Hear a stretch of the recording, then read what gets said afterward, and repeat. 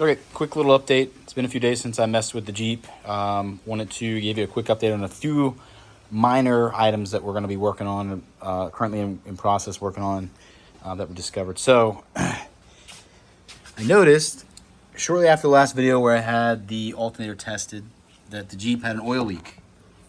So I figured out that it was actually isolated to my mechanical fuel pump. I had oil pouring out of the base of where it mounts up.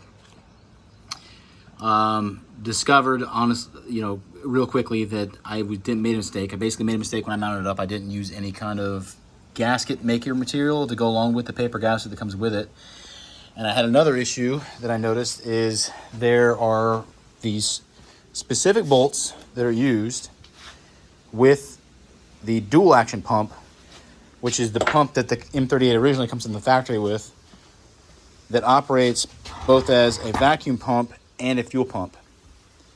So those particular bolts are specific to that dual action pump, and they do not fit properly on the regular mechanical pump.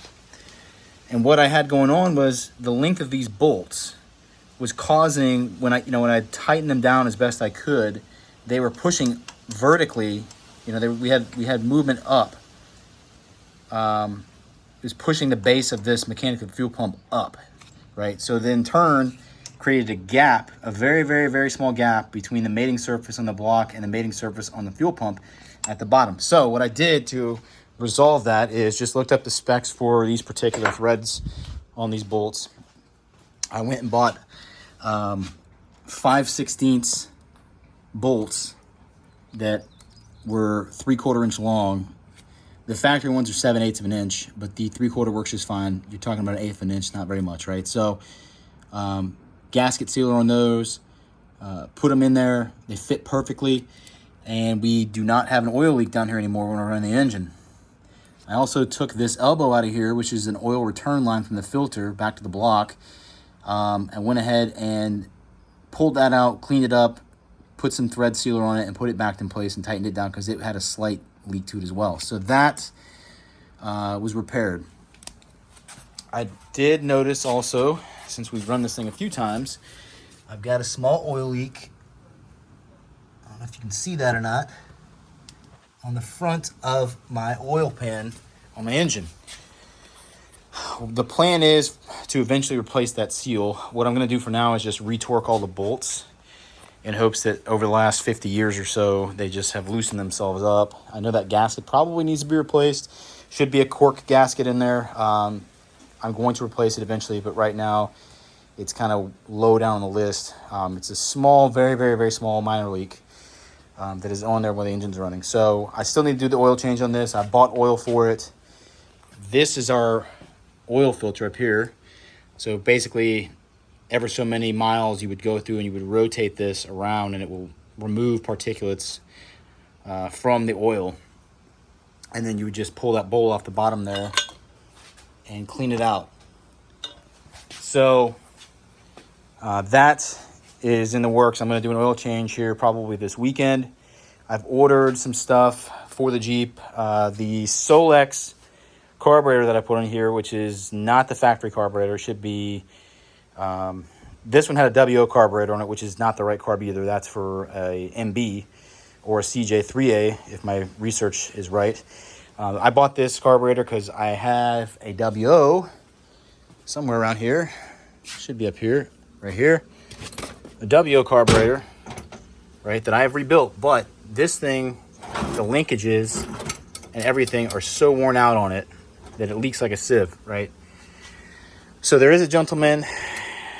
There's several vendors actually that will rebuild this, replate it, remachine it so that it functions the way it should. And then you basically mail it off, they rebuild it, they remachine it, they plate it, and they will give it back to you. It costs about $200 or so. Eventually I will probably go that route because I'm not super impressed with this Solex carburetor. All the linkages and stuff do not mate up the same as the factory stuff, so I'm going to have to build some kind of custom brackets and stuff like that to get the throttle linkage, the choke and all that stuff set up, which that'll be another whole video in itself when we get to that point. Got to get the body back on first.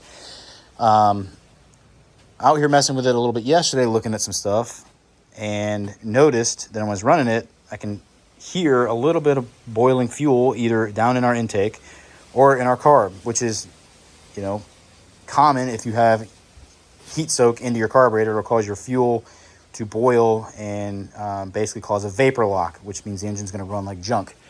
So I was looking at this. This particular gasket that came with the Solex is paper thin. It's really not any good. The gasket that came with my WO repair kit is this big, thick, heavy guy right here. I'm going to have to do some more research on what this metal piece is in here. It has something to do with atomizing the fuel from what I've saw online, but I'm not entirely 100% sure. It may or may not even be needed at this point with this carburetor, so I may be removing that and just using the gasket. But for now, it just drops in, drops on, like that. Now, you can see the thickness difference between that paper thin one and this one. You know, this one's probably 1/4 to 3/8 of an inch thick. The confliction was when I put that on there, or attempted to put that on there, I had issues with the threads, you know, not having enough threads in my studs that hold the carb in place. Now you'll see there is a little bit of thread there, but not very much, right? We don't want that. Plenty of threads on here. So that means that sometime in the life of this Jeep, somebody sheared off the top of this bolt and broke it. You can even see where it broke. So I went ahead and ordered 2 brand new studs for this intake. They were like $3 a piece. They should be here in the next few days. And just put a double nut on here to back these out. They're just threaded into the intake here, intake manifold. So these are loose. So I'm just gonna, you know, show how I did that. Back these out. Both of them will just screw out now. And we're gonna put replacement ones in there. And you can see, you know, there's a definitive difference in the size here of these bolts, which cause an issue with me being able to properly get the carburetor to seal. So we're gonna replace those. Hopefully in the next few days we'll have those in. I ordered, you know, another subsequent issue with the Solex carburetor. I ended up ordering a fuel pressure regulator to go on here. A lot of people say that these Solex carburetors do not like high PSI. Even the amount of PSI that comes out of this mechanical fuel pump, which is not very high compared to today's, you know, some of the pressures you see on like the diesel engines or the fuel injected engines, which are very, very, very, very high pressure. This carburetor apparently does not like to have more than a couple PSI on there. So I've ordered a fuel pressure regulator with a gauge to go inline on here. We're going to just temporarily, this is all temporary fuel system junk here. This is not my final stuff. Rigged up purely for test purposes. I'm going to hook a inline filter on here as well as that fuel pressure regulator. We're going to dial that thing down to like 1.5 PSI and see how it runs. You know, I think right now, I think it's running a little bit rich. I think it's just getting too much fuel and it's running kind of rough. So we're going to try to lean it out a little bit and see how it works out. Now, another thing that I want to do, which I did not do the last time I put these back in, is I'm going to gap these plugs. I meant to do it, and it totally got sidetracked putting everything back together. I think that that's going to help us run a little bit better as well, because the gap is definitely not right on those. So there's a few little short updates. I know it's not a super long video. I just wanted to give you a short update on a few things that we're working on right now.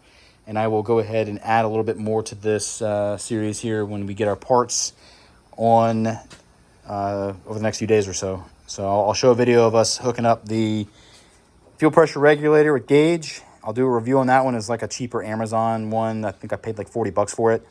We'll see how it works out.